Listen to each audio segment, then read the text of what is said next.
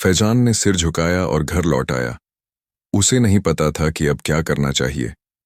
कई दिनों तक जब उसने रेहाना को नहीं बुलाया तो एक रात वह खुद उसके सपने में आई। फैजान, तुम मुझसे क्यों दूर भाग रहे हो? क्या तुम मुझसे प्यार नहीं करते? फैजान ने जवाब दिया, मुझे नहीं पता कि यह सही है या गलत। इमाम साहब ने मुझे सतर्क रहने को कहा है। रेहाना की आंखों में आंसू आ गए। क्या तुम मुझ पर शक कर रहे हो? मैंने तुम्हारी मदद की, तुम्हारे लिए अपने पिता के खिलाफ जाने की हिम्मत की, और अब तुम मुझसे दूर हो रहे हो? फैजान को दुख हुआ। नहीं रेहाना, ऐसी बात नहीं है, मैं बस कुछ जवाब तलाश रहा हूँ। रेहाना बोली, अगर तुम सच में जवाब चाहते हो तो खुद देखो, कल रात जब चांद आसमान के बीचों बीच होगा तुम मुझे बुलाना, मैं तुम्हें अपनी दुनिया दिखाऊंगी, फिर तुम अपना फैसला ले सकते हो। सपना टूटा और फैजान जाग गया।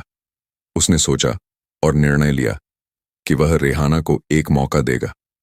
अगली रात जब चांद बिल्कुल आसमान के बीचों बीच था, फैजान ने रेहाना को बुलाया। वह तुरंत प्रकट हुई, पहले से भी ज्यादा सुंदर लग रही थी। तुमने मुझे बुलाया फैजान, क्या तुम तैयार हो? फैजान ने हाँ में सिर हिलाया। रेहाना ने उसका हाथ थामा और अचानक वे दोनों हवा में उड़ने लगे।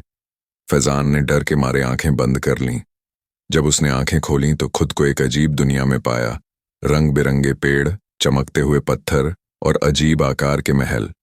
चारों ओर जिन्न घूम रहे थे, कुछ इंसानों जैसे दिखते थे, कुछ बिल्कुल अलग। यह मेरी दुनिया है फैजान, रेहाना ने कहा। हम भी अल्लाह की इबादत करते हैं, हमारे भी परिवार और समाज होते हैं, हम इंसानों से बहुत अलग नहीं हैं। फैजान हैरान था, ये सब उसकी समझ से बाहर था। रेहाना उसे एक विशाल महल में ले गई। यह मेरे पिताजी का महल है, वह अभी यहाँ नहीं है, इसलिए मैं तुम्हें यहाँ ला सकी। लेकिन फैजान को यह सब अजीब लग रहा था, भय और आश्चर्य का मिश्रण। रेहाना, मुझे वापस जाना होगा, ये मेरी दुनिया नहीं है। रेहाना का चेहरा उदास हो गया। लेकिन क्या तुम मुझसे प्यार नहीं करते? फैजान ने धीरे से कहा, मुझे नहीं पता रेहाना, यह सब बहुत अजीब है। तभी महल के बाहर शोर हुआ। रेहाना डर गई। मेरे पिता लौट आए हैं, तुम्हें यहां से जाना होगा फैजान, नहीं तो वो तुम्हें मार डालेंगे। रेहाना ने उसका हाथ पकड़ा और जल्दी से उसे महल से बाहर ले गई। वे एक गुफा में पहुंचे जहां से इंसानों की दुनिया में जाया जा सकता था। फैजान, तुम्हें फैसला करना होगा। मैं तुमसे प्यार करती हूं, लेकिन मेरे पिताजी कभी हमारे मिलन को स्वीकार नहीं करेंगे। अगर तुम मुझसे प्यार करते हो तो हमें भागना होगा, बहुत दूर। फैजान को अपनी दादी याद आई, जो उसके बिना अकेली रह जाएंगी। उसे अपना गांव, अपने दोस्त, अपनी जिंदगी सब याद आने लगे। रेहाना, मुझे नहीं पता। रेहाना का चेहरा और उदास हो गया। तुम्हारे पास सोचने का वक्त नहीं है फैजान। मेरे पिता हर जगह अपने जासूस रखते हैं। अगर उन्हें पता चला कि मैं एक इंसान से मिली हूं तो वो मुझे हमेशा के लिए कैद कर देंगे।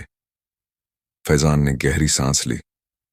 मुझे अपनी दादी के बारे में सोचना होगा रेहाना, वो मेरे बिना नहीं रह सकती। तो उन्हें भी साथ ले चलो, रेहाना ने कहा। हम तीनों साथ रहेंगे, कहीं दूर। फैजान ने सोचा, मुझे कुछ दिन चाहिए रेहाना, मैं अपनी दादी से बात करूंगा, उन्हें तैयार करूंगा, फिर हम चलेंगे। रेहाना ने सहमति में सिर हिलाया। ठीक है, लेकिन हमारे पास ज्यादा वक्त नहीं है फैजान। मेरे पिता जल्द ही सब कुछ जान जाएंगे।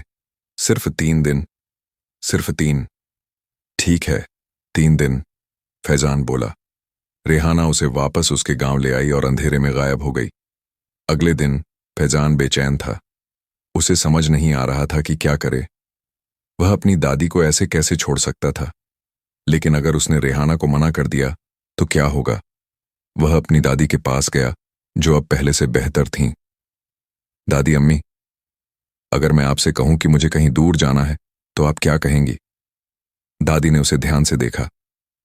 क्या बात है फैजान, तुम बहुत परेशान लग रहे हो। फैजान ने सोच लिया कि वह अब दादी को सब कुछ सच सच बता देगा, जिन्हों की दुनिया, रेहाना, सब कुछ। लेकिन तभी दरवाजे पर दस्तक हुई। बाहर गांव का चौकीदार खड़ा था। फैजान, इमाम साहब ने तुम्हें तुरंत बुलाया है, कुछ जरूरी बात करनी है। फैजान चौंक गया। क्या इमाम साहब को सब कुछ पता चल गया? वह मस्जिद पहुंचा, जहां इमाम साहब उसका इंतजार कर रहे थे।